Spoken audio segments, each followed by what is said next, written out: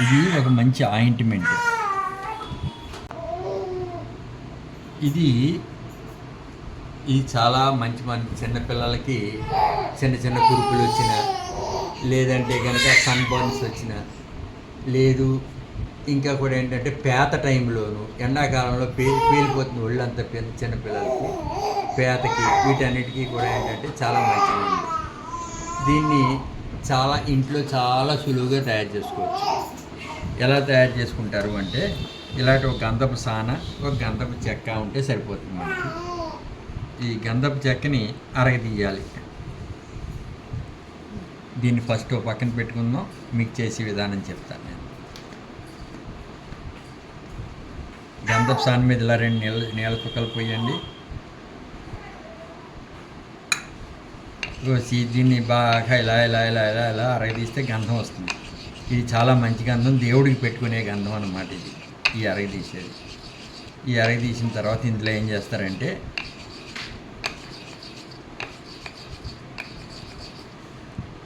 ఇది ఇలా అరగదీసి దీంట్లోనూ ఒక చిటికిడి పసుపు, ఎంతో అక్కర్లేదు, ఇది పసుపు ఇంట్లో కొట్టించింది, చాలా జాగ్రత్తగా మంచిది.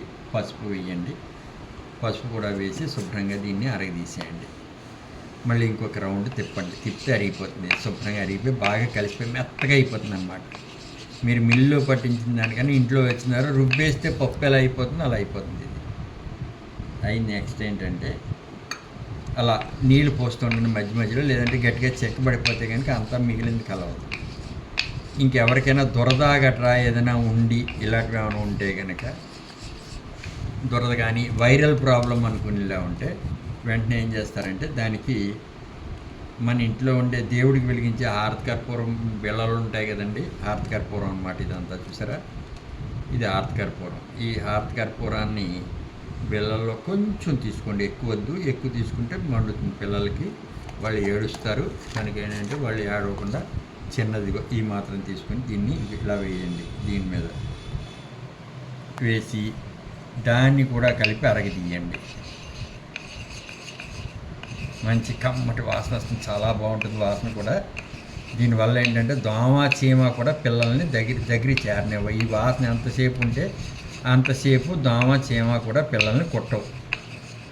అంచేత ఏంటంటే ఇది మాత్రం కంపల్సరీగా వేసుకోండి. అంటే దురద ఉంటే కూడా దురద కూడా బాగా తగ్గిపోతుంది. ఇది పెద్దవాళ్ళకి కూడా దురద ఉంటే కనుక ఇలాంటి ఈ గంధం దీంతో రాసుకొని నూనెలో కలుపుకొని మన కర్పూరం కనుక కలిపి రాసుకుంటే నూనెలోను ఎటువంటి దురదైనా సరే, ఎంత పెద్ద దురదైనా సరే పోతుందండి. అంచేత ఏంటంటే దీనికి ఈ మెడిసిన్ ఏదైతే వాడుతున్నామో మనం ఇలా అయిపోయిన తర్వాత దీన్ని ఎలా చేస్తే కానీ చూసారా పేస్ట్లో వచ్చింది కదా. ఇందులోనూ ఏం చేస్తారంటే, మీకు దగ్గరలో దీన్ని తెలగపిండాకు అంటారు. ఈ తెలగపిండాకు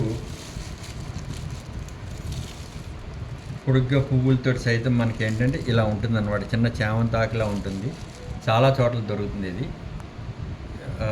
ఇది చేసుకొచ్చి ఎవరైనా దీనికి ఇలా పొడుగ్గా కాడొచ్చి చిన్న కాడతో ఇంత పువ్వు కూడా వస్తుంటుంది. తెలగపిండి ఆకు అని మీరు ఎక్కడైనా సరే ఇచ్చేయండి. ఒక ఆకు తీసుకొని ఆ ఆకుని శుభ్రంగా ఇలా మెత్తగా నలిపి దీన్ని ఇలా పిండితే రసం వస్తుందండి. రసం కనిపిస్తుంది కదా, ఈ రసం సరిపోతుంది. ఇలాగా ఇది కూడా వేసేసి శుభ్రంగా మీరు ఇలా ఒకసారి ఇలా ఇలా ఇలా అనేస్తే మొత్తం అది కూడా రుబ్బుపోయి అరిగిపోతుంది అన్నమాట. ఇక్కడ అరిగిపోయి ఆకుపచ్చగా వస్తుంది. ఈ మొత్తాన్ని మిశ్రమాన్ని ఒకసారి ఏం చేస్తారంటే శుభ్రంగా ఇలా ఇలా కలిపి మొత్తం అంతటిని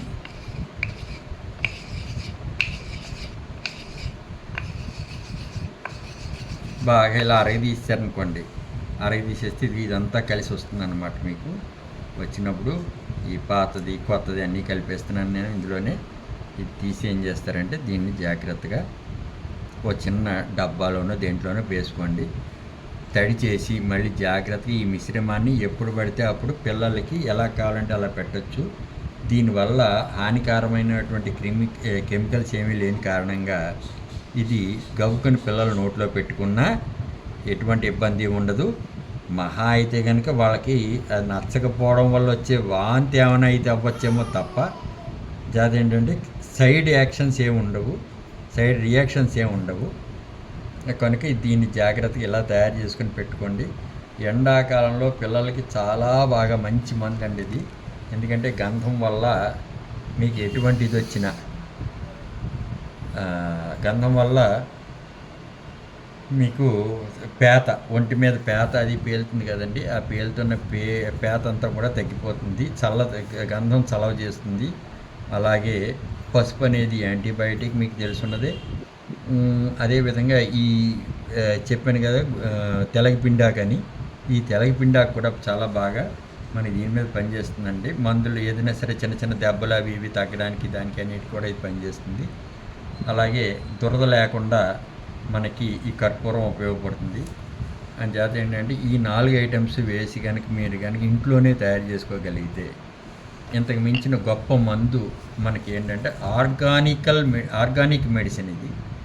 కెమికల్స్ లేని కారణంగా పిల్లలకి ఎటువంటి ఇబ్బంది ఉండదు. కనుక ఇది తయారు చేసి పెట్టుకోండి. ఈ వీడియో మీకు నచ్చినట్లయితే నా ఛానల్ని సబ్స్క్రైబ్ చేయండి. మరిన్ని వీడియోల కోసం మీ బెల్ ఐకాన్ని ప్రెస్ చేయండి. Thank you. Bye bye. మీ కామేశ్వరరావు, నేచర్ ఫ్రెండ్.